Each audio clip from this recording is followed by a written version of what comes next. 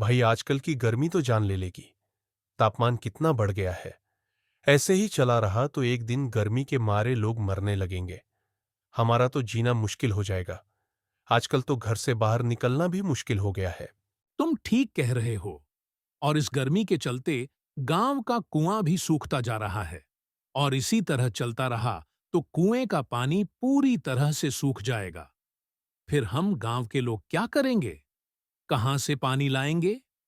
भगवान करे इस साल बारिश जल्दी हो जाए, तभी हमें राहत मिलेगी। शांति, कितनी देर लगा रही हो? कब से देख रहा हूं। सुबह से कर क्या रही हो? तुम्हें पता नहीं मुझे काम पर जाना है? तुम्हें क्या रोज रोज बताना पड़ेगा? खाना बनाने में इतना वक्त लगता है क्या? जल्दी से मेरे लिए खाना लगा दो, मुझे अभी निकलना है। क्या कहा तुमने? पहले तो तुम आवाज नीचे करके बात करो और चिल्लाने की कोई जरूरत नहीं है। मुझे अच्छे से पता है तुम कहाँ जा रहे हो और तुम क्या काम करते हो। यह भी मुझे अच्छे से पता है। कब तक लोगों की बद्दुआ लोगे? कभी तो कोई ढंग का काम कर लिया करो। भगवान ने तुम्हें 4 हाथ पांव दिए हैं, फिर भी तुम उनका इस्तेमाल अच्छे कामों में नहीं करते। घर में खाने को दाना नहीं है, कहाँ से खाना बनाऊं? पिछली बार 2 हफ्ते पहले तुमने मुझे जो पैसे दिए थे वह खत्म हो चुके हैं। अरे शांति, तुम तो गुस्सा हो गई। तुम गुस्सा मत करो, मैं आज तो पैसे लाकर ही रहूंगा, तुम देख लेना। और शांति, तुम क्या कह रही थी? मैं भले ही अपने हाथ पैर नहीं चलाता, लेकिन दिमाग तो चलता हूं ना। भगवान ने मुझे इतना दिमाग दिया है और मैं उसका इस्तेमाल करके बहुत पैसे कमा लूंगा। तुम देखना, एक दिन तुम मुझ पर गर्व करोगी। एक दिन हमारे पास सब कुछ होगा। तुम्हें तो यह बोलते हुए शर्म भी नहीं आती? तुम जो काम करने के लिए जा रहे हो ना, तुम उसमें कितने भी पैसे कमा लो, मुझे कभी तुम पर गर्व नहीं होगा। उसकी जगह कोई अच्छा काम करते, ईमानदारी का काम करते, तो शायद मैं तुम पर गर्व करती। मैंने तुम्हें कितनी बार बोला है यह काम छोड़ दो, कोई अच्छा सा काम देख लो, लेकिन तुम हो कि मानते ही नहीं। तुमसे तो बात करना ही बेकार है। जो तुम्हारे मन में जो आए वह करो, लेकिन खाना तुम्हें तभी मिलेगा जब तुम पैसे लेकर आओगे। परशु अपने घर से बाहर चला जाता है और कपड़े बदलकर बाबा का वेश धारण कर लेता है। एक पेड़ के नीचे जाकर बैठ जाता है और सोचता है।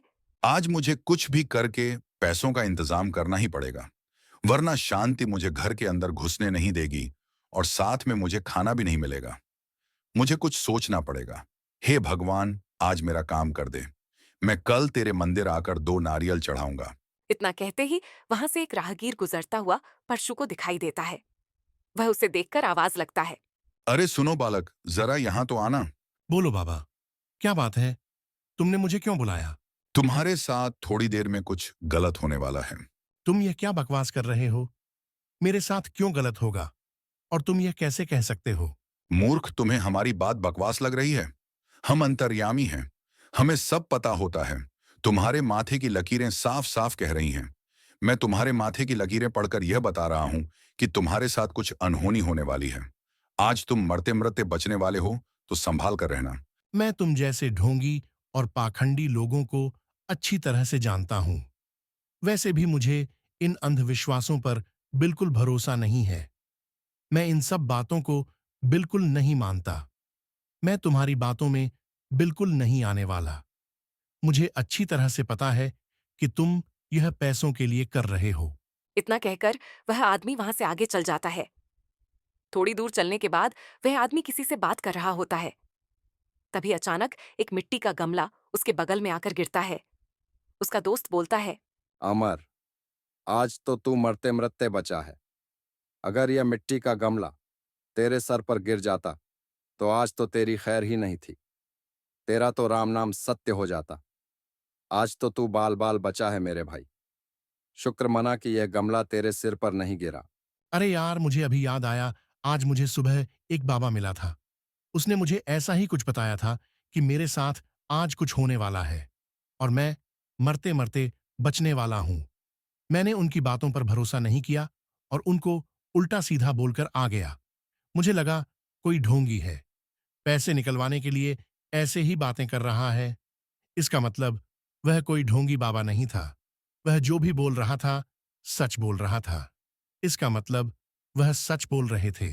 तुम एक काम करो, उसके पास जाकर माफी मांग लो, नहीं तो फिर से तुम्हारे साथ कोई अनहोनी हो जाएगी। हाँ, तुम ठीक कह रहे हो भाई। मैं अभी जाकर उनसे माफी मांगता हूँ। अमर दौड़ता हुआ परशु के पास जाता है और बोलता है। मुझे माफ कर दीजिए बाबा। मैं आपको पहचान नहीं पाया। आप सच ही कह रहे थे। आज तो मैं मरते मरते बचा हूं। मुझे माफ कर दीजिए। मैंने आपसे बदतमीजी से बात की। यह लीजिए बाबा, कुछ पैसे रख लीजिए। यह मैं अपनी खुशी से दे रहा हूं, क्योंकि आज आपकी वजह से ही मेरी जान बची है। अमर वहां से चला जाता है। फिर परशु के पास एक आदमी आता है और बोलता है, अरे परशु, वह गमला ना गलती से उसके ज्यादा ही करीब गिर गया था। वह तो थोड़ा दूर गिरना चाहता था। अगर थोड़ी चूक और हो जाती तो सच में ही उसका राम नाम सत्य हो जाता। तुम तो गधे के गधे ही रहोगे। तुमसे जितना बोला है उतना किया करो। अपना दिमाग मत चलाया करो। तुम कभी भी अपना काम ठीक से नहीं करते। इस बार तुम्हें कम पैसे मिलेंगे। माफ कर दे यार, आगे से ऐसा नहीं होगा। मैं बहुत संभाल के काम करूंगा। इस बार जाने देना। अच्छा चल ठीक है, जा पीछे पेड़ के पीछे जाकर छुप जा, और कोई बकरा आता ही होगा। तभी वहां एक आदमी आता है और परशु से बोलता है, बाबा, मैं बहुत परेशान हूँ। मेरे घर में कुछ ठीक नहीं चल रहा। मैं कुछ भी काम करता हूँ, उसका उल्टा ही हो जाता है। मेरा काम बिल्कुल बंद पड़ा है। बाबा, कुछ उपाय बताइए। मैं इन सब कठिनाइयों से बहुत परेशान हो गया हूँ। मैं इन सब से कैसे बाहर निकल सकता हूँ? कुछ उपाय बताइए। बाबा, आपकी बड़ी मेहरबानी होगी। बालक, मैं साफ साफ देख सकता हूं। तुम्हारी माथे की लकीरें बता रही हैं कि अब तुम्हारे बुरे दिन जाने वाले हैं। तुम्हारे जीवन से सारी कठिनाइयां अब दूर हो जाएंगी और तुम्हारे अच्छे दिन आ जाएंगे। तुम्हारे पास सब कुछ होगा जो तुमने कभी सोचा भी नहीं होगा, उतना मिलने वाला है। तुम खुशी से झूम उठोगे। तुम्हारे ऊपर परमात्मा की बड़ी कृपा होने वाली है। सच कह रहे हैं बाबा। आपने ये सब बात कर तो मेरा दिल खुश कर दिया। मेरी तो सारी चिंता ही मिट गई। आपका बहुत बहुत धन्यवाद। लेकिन तुम्हारे माथे की लकीरें यह भी बता रही हैं कि आज तुम्हारे पास जितने भी पैसे हैं वह सब चोरी होने वाले हैं। तो तुम्हें सावधान रहने की आवश्यकता है। नहीं बाबा, ऐसा नहीं होना चाहिए। आप कृपा करके कुछ उपाय बताइए। बेटा, अगर तुम चाहते हो कि तुम्हारा धन सलामत रहे तो तुम्हें उन पैसों में से आधे पैसों का दान करना होगा। अगर तुम मुझे आधे पैसे दे दो तो तुम्हारे पैसे चोरी नहीं होंगे। अगर तुमने आज दान नहीं किया तो चाहे तुम कुछ भी कर लो, तुम्हारे साथ चोरी होकर रहेगी। इससे अच्छा है कि तुम आधे पैसे दान कर दो। तुम्हारे आधे पैसे तो बच ही जाएंगे और तुम्हें इसका पुण्य भी मिलेगा। अगर तुम्हें हम पर बस भरोसा नहीं है तो आजमा कर देख लो। थोड़ी देर में तुम्हारे सारे पैसे चोरी हो जाएंगे और तुम मेरे पास रोते रोते आओगे। वह आदमी सोच में पड़ जाता है। क्या करूं? कुछ समझ में नहीं आ रहा। अगर इन बाबा की बात सच निकल गई तो मेरे सारे के सारे पैसे चोरी हो जाएंगे। फिर मैं पछता कर क्या करूंगा? मेरे हाथ तो कुछ नहीं बचेगा। अच्छा है कि आधे पैसे मैं इन बाबा को दे देता हूं। मेरे आधे पैसे तो बच जाएंगे। ये लीजिए बाबा। अब तो मेरे पैसे सलामत रहेंगे ना? अब तो मेरे पैसे कोई चुराएगा नहीं ना? अब तुम निश्चित होकर जा सकते हो। अब तुम्हारे पैसे पूरी तरह से सुरक्षित है। अब तुम्हें कोई चिंता करने की जरूरत नहीं। तुम्हारा कल्याण हो। और इतना सुनकर वह आदमी वहां से चला जाता है। वह आदमी घर जाकर अपना बटुआ देखता है तो उसे अपना बटुआ कहीं नजर ही नहीं आता। हे भगवान, ये कैसे हो गया? चोरी हुई तो हुई कब? इसका मतलब वह बाबा ढोंगी था।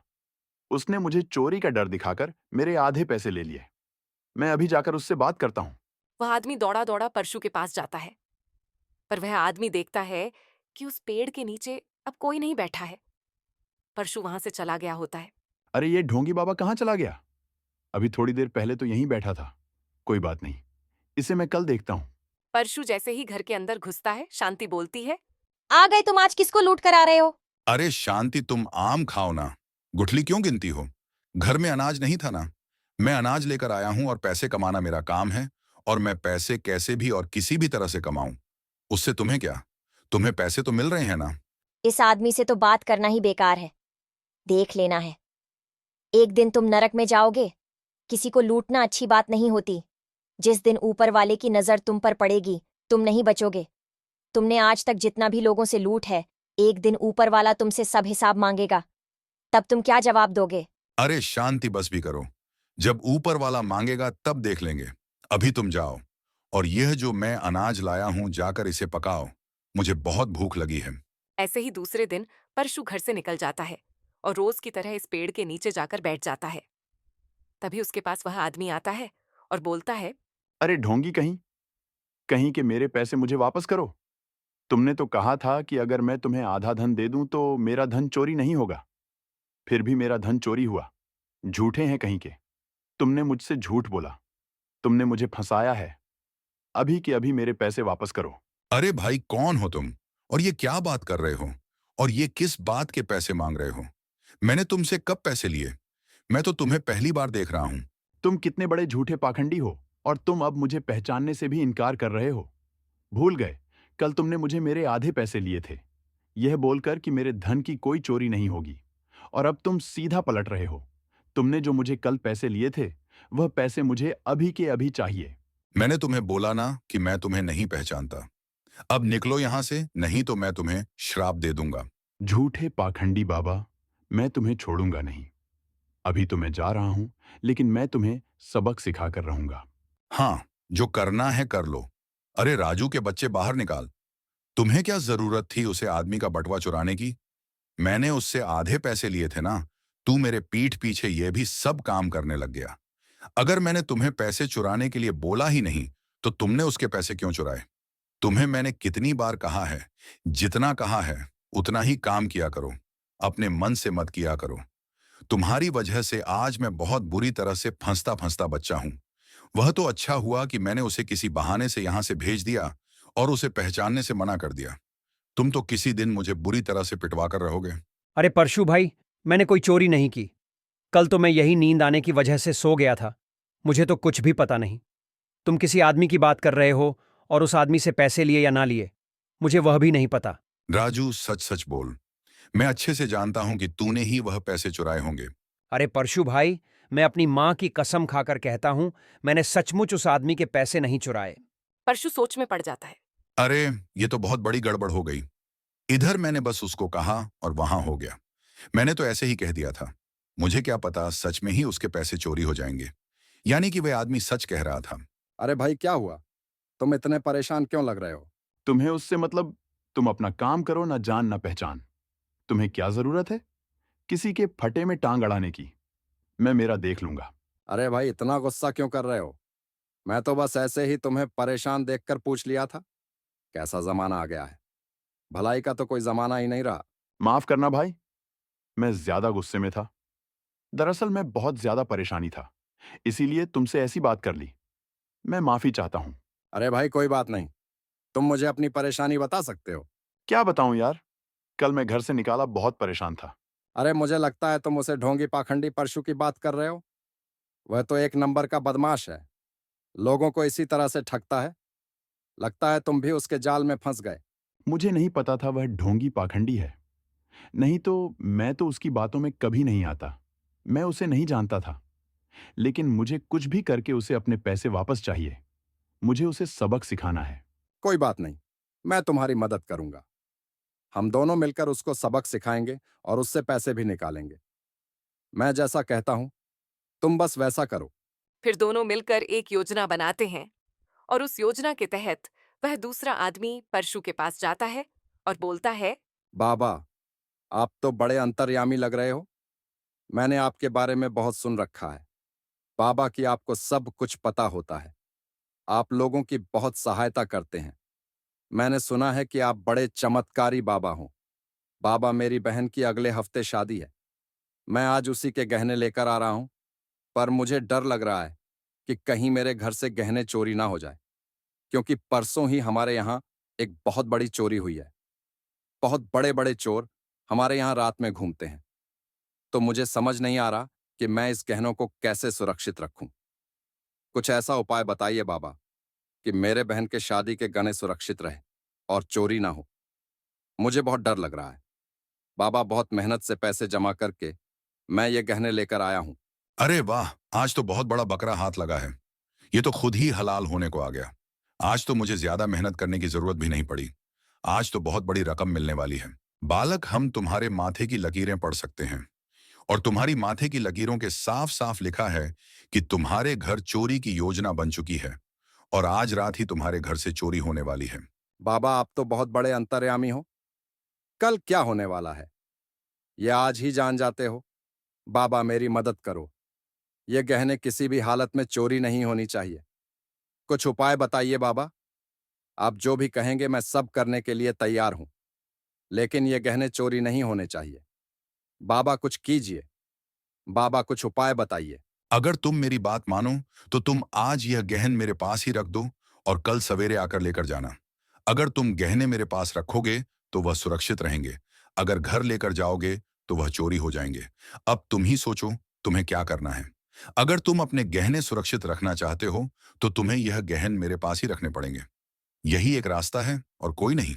ठीक है बाबा, मैं आज गहने आपके पास ही रखकर जाता हूं और कल सवेरे आकर आपके पास से ले लूंगा। यह लीजिए बाबा, आपका बहुत बहुत धन्यवाद। बाबा, मैं चलता हूं। अरे वाह, यह तो कमाल ही हो गया है। ऊपर वाले तेरा बहुत बहुत धन्यवाद। किसी ने सच कहा है, देने वाला जब भी देता है छप्पर फाड़ के देता है।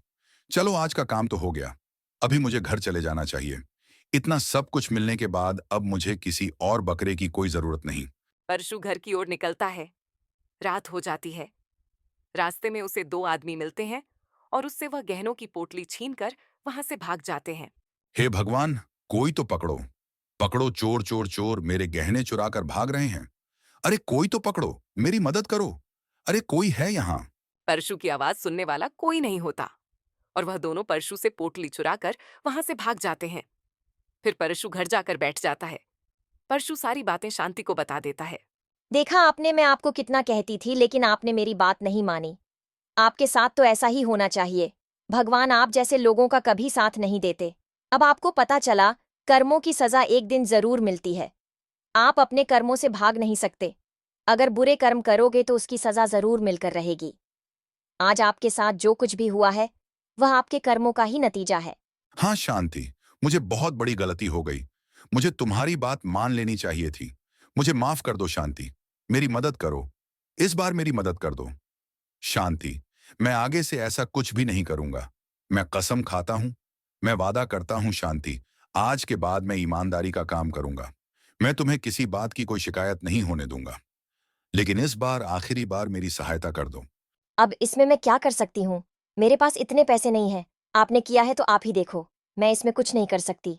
अब जो होगा वह देखा जाएगा। दूसरे दिन परशु पेड़ के नीचे जाकर बैठ जाता है और वह आदमी वहां जाकर परशु से पूछता है। अरे भाई, तुमने किसी बाबा को देखा है जो रोज यहाँ आकर बैठते थे? आज वह कहीं दिखाई नहीं दे रहे। अब तक आए नहीं क्या? अरे भाई, मैं ही वह बाबा हूं। क्या बात कर रहे हो? तुम बाबा हो? इसका मतलब मेरे गहने तुम्हारे पास है। चलो मेरे कालों जो मैंने तुम्हें कल दिए थे। मुझे माफ कर दो भाई, वह गहने मेरे पास नहीं है। कल रात को जब मैं तुम्हारे गहने लेकर घर जा रहा था तब वह मुझे चोरी हो गए। मुझे रास्ते में दो चोर मिले और उन्होंने मुझसे वह गहने छीन लिए। अब मेरे पास कुछ नहीं है, मुझे माफ कर दो। तू ऐसे नहीं मानेगा। चल सरपंच के पास, अब वही तेरा फैसला होगा। अब सरपंच ही न्याय करेंगे। तुझे तो मेरे गहने देने ही पड़ेंगे। नहीं भाई, मैं तुम्हारे सामने हाथ जोड़ता हूं, मुझे माफ कर दो। मेरे साथ ऐसा मत करो। मैं अब सुधर चुका हूं। मैं आगे से ऐसा कुछ नहीं करूंगा। मैं अब किसी के साथ कोई धोखाधड़ी नहीं करूंगा। मैं यह सब काम छोड़ दिया है। मुझे मेरा सबक मिल चुका है। इसके बाद मैं मेहनत का ही काम करूंगा और मेहनत की ही रोटी खाऊंगा। मुझे अब पता चल चुका है कि ऐसे कामों से हमेशा बुरा ही होगा। मुझे इस बार माफ कर दो, मुझे जाने दो। मैं बहुत मेहनत करूंगा और मेहनत करके तुम्हारी पाई पाई लौटा दूंगा। मुझ पर भरोसा करो। इतना कहकर परशु जोर जोर से रोने लग जाता है। ठीक है, मैंने तुम्हें माफ किया। यह सब मैंने तुम्हें सबक सिखाने के लिए किया था। उस पोटली में कोई गहने नहीं थे, पर मैं तुम्हें सबक सिखाना चाहता था।